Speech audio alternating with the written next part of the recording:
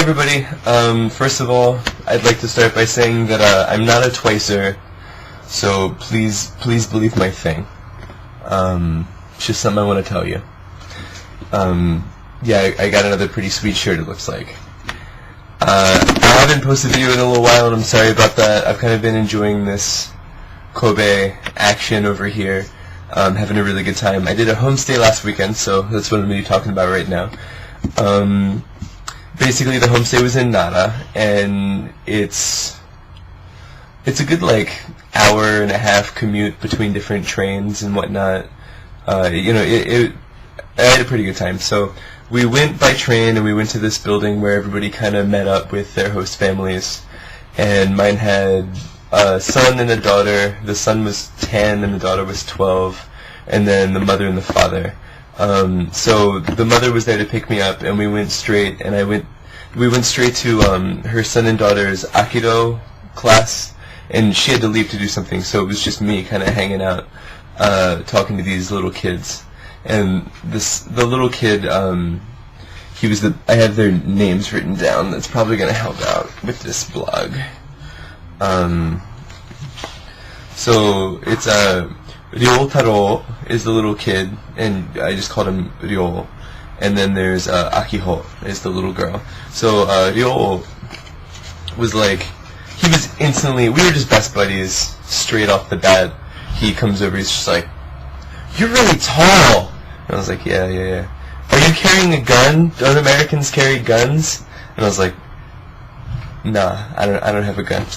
But Aikido is it's kind of like judo, only they focus on escaping. So I guess it's like a good way to learn some sort of martial art and discipline or whatever without actually learning to hurt other people, so it's probably a good thing for little kids.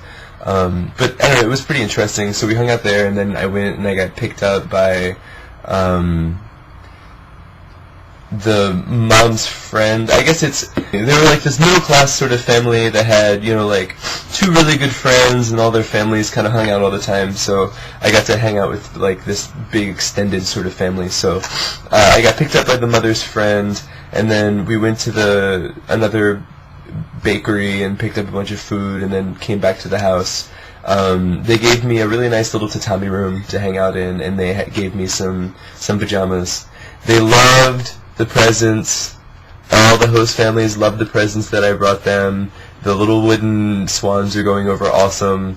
Mom and Rick, just so you know, they're always really psyched. And then everybody has a map, and they pull out a map, and I tell them where I'm from, and I talk about my family. So, that's been going pretty well. So I'm at this house, and I've been there for about, I'm going to say 2 hours.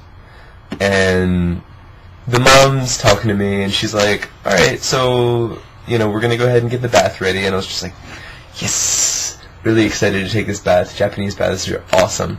I don't know if I've talked about this yet, but the Japanese bathing system is that you wash yourself first and shower off so that you're totally clean, and then you hop in the bath. And the baths have separate water heating units outside the wall, and then it heats water and circulates it through, so it's really hot. And they have it almost looks like a garage door cover over top of the bath to keep the heat in, and then you pull it to the side, and then hop inside, and it's really nice. But the mom comes up to me and she says, so the family kind of takes baths together. Is that okay? And I was hoping that I had mistranslated it in my head. So I was just like, you know what, worst case scenario, I'm taking a bath with some people that I've never met before. So I was like, you know what, that's fine. She's like, really, is it okay? I was just like, if that's your thing. So I'm hoping in my head that I have translated it wrong. And so I go and get ready for my bath. And then in comes little 10-year-old sprat. And he's like, let's do this thing. So we got naked, and it's a little 10-year-old boy, and he was spraying water at my crotch, and that was pretty awkward.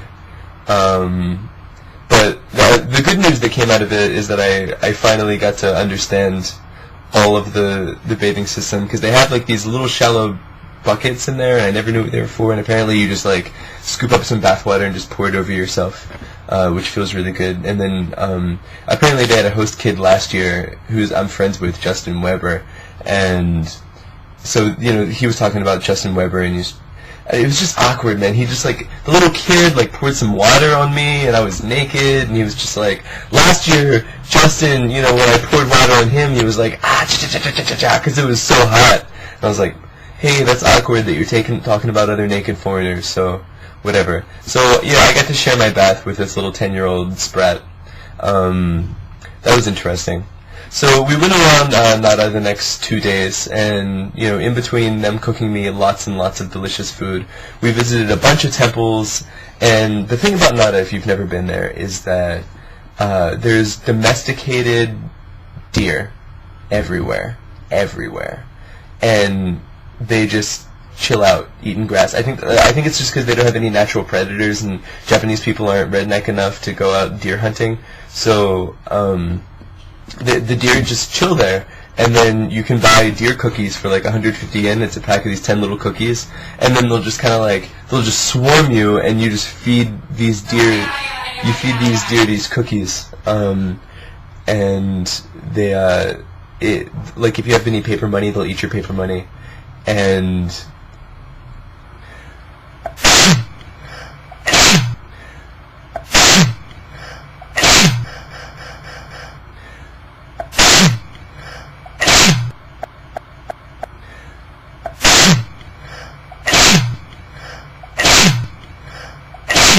excuse me. Anyway, so what I was saying is that Nara also has this place called Todaiji, and it has the biggest statue of Buddha in the world. And what happens is that you go there, and there's actually a window up about halfway through, about halfway up the temple, and if it's open, you can actually see Buddha's face from the outside. That's how, it's so enormous. You go in there, and you're just, I can't tell you how big it is. The only thing I can try and say to put it in perspective, the size of the statue, is that when you go inside the temple, there's this hole in one of the pillars that is the size of Buddha's nostril, and I can actually, you crawl through it. I can actually fit through the nostril of this Buddha statue. That's how seriously large it is. Yeah, so I mean, aside from that, you know, I went around Nara, hung out with this family. They made me some homemade takoyaki that was really tasty. Got to play some piano with the kids, who are awesome at piano, by the way. They can play the Pirates of the Caribbean song like it's nobody's business. It's like a really intense piano song. So, I mean, you know, then I came back and everything was really great. That's pretty much my Nara experience, so I really highly recommend you go there. That's my blog for today. I love you guys at home, and I'll see you soon. Bye.